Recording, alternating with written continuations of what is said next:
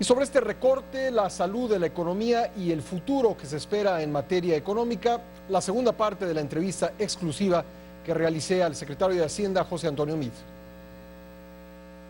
El paquete propone un recorte en números redondos de 240,000 millones de pesos. El PAN dice que debiera llegar hasta los 300,000. ¿Tú qué respondes a esto? Doy un par de datos para ponerlo en perspectiva el esfuerzo y su magnitud. Todo el gasto de servicios personales de todo el gobierno son 300,000 millones. Esto quiere decir que 300,000 millones, si solamente se aplicara al capítulo de servicios personales, es decir, no habría un solo empleado de gobierno que permaneciera en funciones con un recorte de esa magnitud. Y te lo pongo en perspectiva desde otro ángulo. Es 2,5 veces el presupuesto de Sedesol, es casi 10 veces el presupuesto de la Cancillería. Entonces sí es un esfuerzo bien relevante el que está haciendo.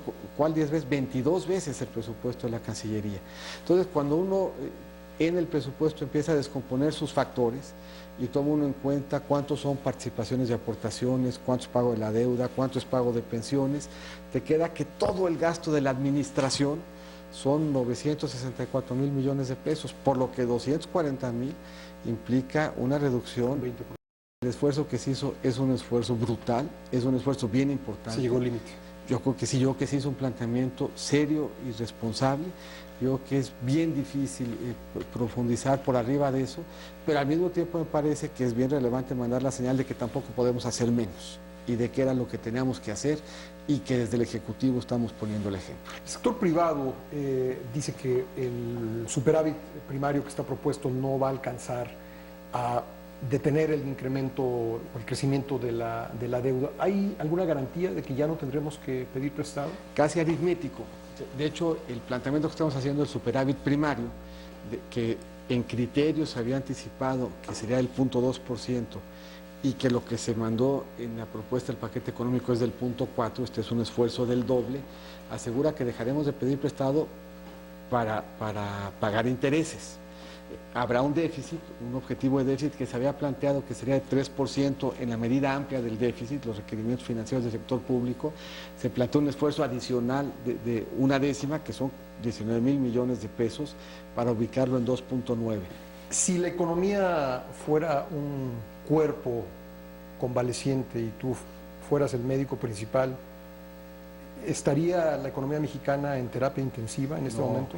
A ver, yo creo que en términos de ese lenguaje estaría en el mídete, chécate y muévete. O sea, estamos en medicina preventiva.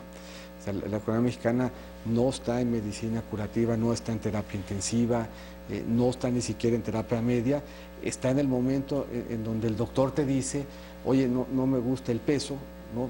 Me parece que te has excedido, me parece que el ritmo que tienes ya ubica tu índice de masa corporal de manera inadecuada, entonces tienes que empezar a hacer un esfuerzo, ya no puedes seguir comiendo igual, tienes que empezar a hacer ejercicio, porque si no lo empiezas a hacer, vas a enfrentar complicaciones de salud hacia adelante. Ahí estamos en el momento justo de empezar la dieta, de empezar a bajarle al gasto para que no implique que tengamos que endeudarnos para pagar intereses, de empezarle a bajar al gasto, para que la deuda como porcentaje del PIB empiece a bajar, pero estamos en ese momento. José Antonio, una demanda de la sociedad en los últimos años ha sido el combate contra la corrupción. ¿Cuánto va a costar el Sistema Nacional Anticorrupción y cabe en este recorte? Ya está recogido los elementos que habrán de darle soporte. Es una presión también que tendremos por delante en la medida en que vayamos consolidando su entrada en vigor.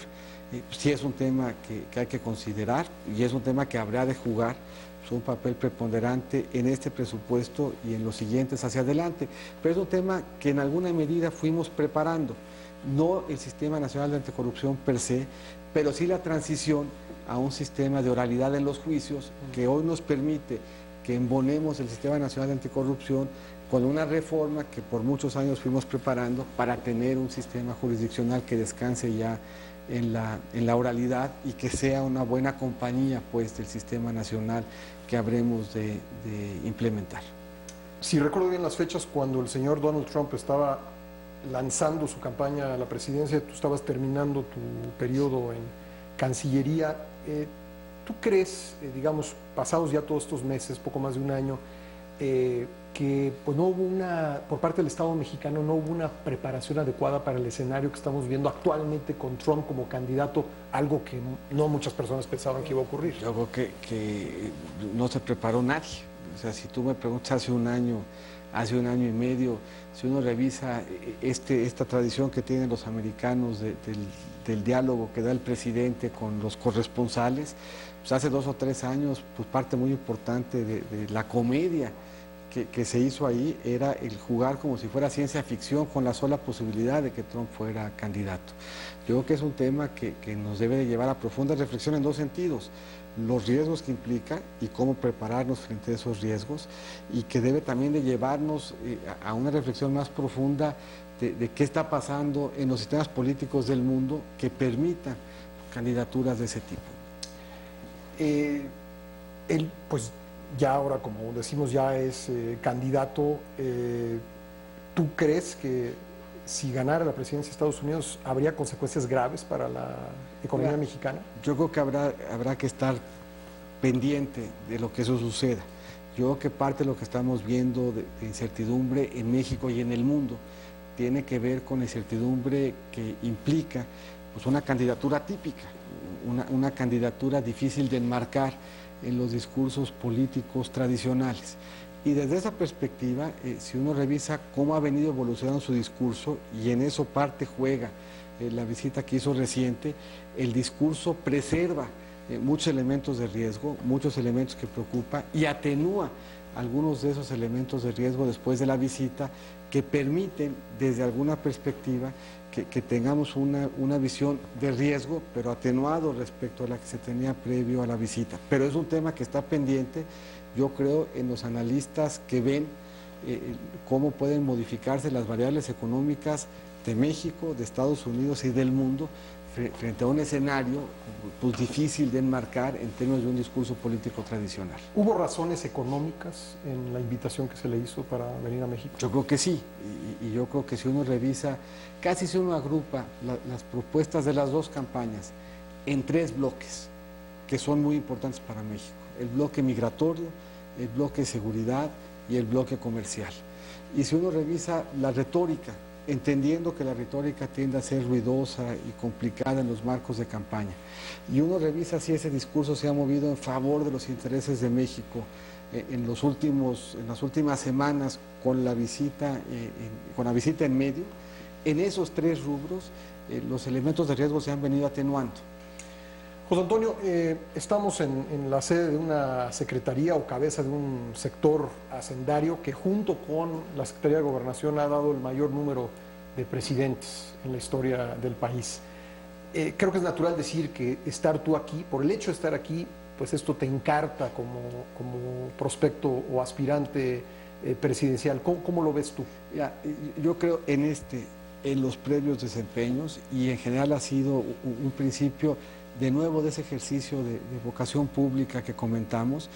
La vocación pública y su ejercicio es un camino que va ofreciendo oportunidades, y en ese proceso de oportunidad cada una de ellas tiene su propia carga y su propio momento, y si uno empieza a querer desde una trinchera empezar a construir para otras, pone en riesgo la actual, corre uno además el riesgo de perder foco y concentración, y yo creo que eso es lo único que no puede permitirse un secretario de Hacienda. Por lo que hoy, sin ninguna duda, sin ninguna ambigüedad, lo dije en Sedesol, lo dije en Cancillería y lo digo ahorita, mi principal elemento de foco, de atención, es entregarle buenas cuentas al presidente, entregar buenas cuentas al pueblo de México, poniendo lo mejor de mí para ser un secretario de Hacienda responsable y un secretario de Hacienda que entregue buenas cuentas, y hoy ese es no solamente mi principal, sino mi única preocupación. En un país donde estamos permanentemente jugando al futurismo, quizá alguien quisiera una definición más precisa de lo que acabas de decir, porque muchas veces cuando